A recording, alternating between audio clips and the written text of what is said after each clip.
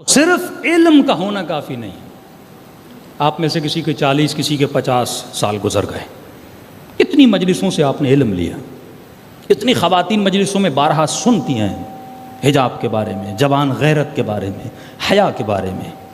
اس سے امام راضی ہوتے ہیں، اس سے امام ناراض ہوتے ہیں، لیکن میں عمل نہیں کرتا. علم میں جب تک عمل نہ ہو، یہ بھی معرفت النفس ہے. اس کی ضرورت کو جب نہیں سمجھو گے تم عمل نہیں کرو گے.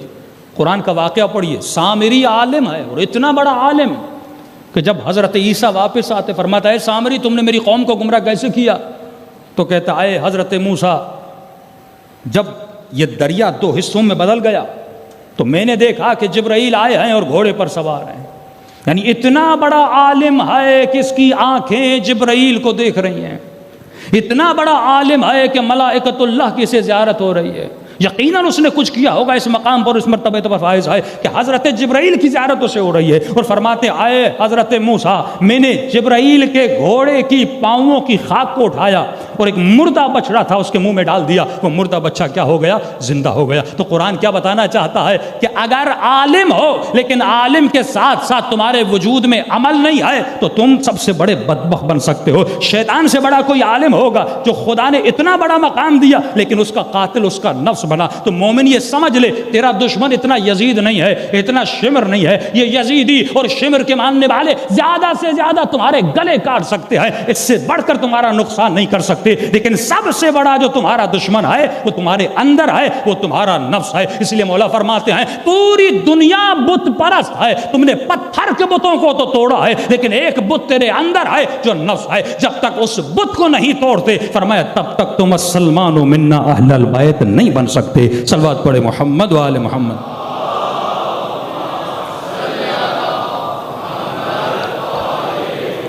اس میں ایک فضیلت کا نقطہ بھی ہے کہ سامری نے جبرائیل کے گھوڑے کے قدموں کے نیچے سے خاک اٹھائی اور وہ خاک ایک مردہ بچڑے کے منہ میں ڈالی. وہ مردہ بچڑا کیا ہو گیا؟ زندہ ہو گیا. جبرائیل کون ہے؟ جبرائیل غلام مصطفیٰ ہے. جب جبرائیل کے گھوڑے کے پاؤں کی خاک میں اتنی شفا ہے کہ وہ ایک مردے کو زندہ کر سکتی ہے تو یہ سوچئے جس خاک میں مصطفیٰ مدفون ہوں گے اس خاک کی کیا فضیلت ہوگی. اور جس خاک میں حسین ابن علی مدفون ہوں گے وہ خاک کوئی عام خاک نہیں ہے، وہ خاک شفا بن جاتی ہے. صلوات پڑھے محمد و آل محمد.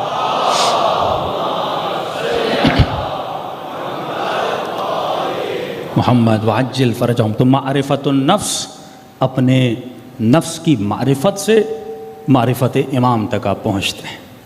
تو یہ واجب ہے ہر مومن پر. بچے کو انگلش پڑھا لی، میتھمیٹک پڑھا لی، بزنس کرنے کے طریقے سکھا لیے، لیکن اسے یہ نہیں بتایا کہ یہ جو تمہارا اندر نفس ہے یہ اتنا خطرناک ہے، یہ تمہیں بدبخت بنا سکتا ہے. جتنے بھی جھگڑے ہیں مومنین کے درمیان، انجمنوں کے درمیان، مسلمانوں کے درمیان، اس کی جڑ نفس ہے. اگر انسان اپنے نفس کو مار لے کبھی جھگڑا نہ ہو. میں نے کئی بار آپ کو مثال دی نا جناب سلمان فارسی کی کہ لوگ سلمان کی مذاق اڑاتے تھے کہ سلمان یا جناب مالک اشتر کی، کئی لوگ تھے ایسے مذاق اڑاتے تھے. سلمان کی مذاق اڑاتے تھے اور سلمان کی داڑھی کو دیکھتے تھے. تو ایک نے سلمان کی توہین کرنے کے لیے کہا کہ سلمان تمہاری داڑھی اچھی ہے یا بکرے کی داڑھی اچھی؟ اگر سلمان کے وجود میں معرفت النفس کا علم نہ ہوتا تو سلمان وہی جواب دیتے جو ہم لوگ دیتے ہیں. لیکن یہ علی کا چاہنے والا، علی کا ماننے والا، بڑے دھیمے سے انداز میں سلمان نے کہا کہ اے میرے مسلمان بھائی، اگر قیامت کے دن سلمان جہنم کی طرف گیا تو یقیناً اس بکرے کی داڑھی اچھی ہے کیونکہ اس نے اللہ کی مخالفت نہیں کی لیکن میں نے مخالفت کی. لیکن اگر قیامت کے دن سلمان جنتی بنا تو سلمان کی داڑھی تمہارے وجود سے بھی بہتر ہے.